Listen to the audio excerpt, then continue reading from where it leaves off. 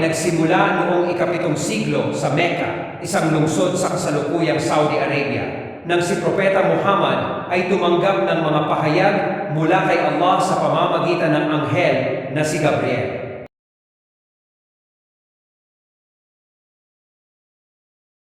Ang mga pahayag na ito na naging Quran, ang banal na kasulatan ng Islam. Ang mga aral ni Muhammad, There is no God but Allah, and I am His messenger. ay nakasentro sa paniniwala sa iisang Diyos, katarungang panlipunan at pagkakaisa ng komunidad.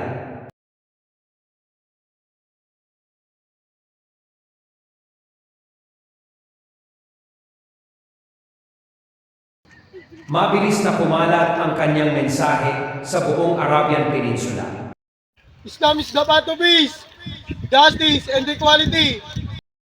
Pagkatapos ng kanyang pagkamatay noong 632 CE, ipinagpatuloy ang pagpapalaganap ng Islam sa ilalim ng pamumuno ng mga caliph at umabot ito sa malalaking bahagi ng Africa, Asia at Europa.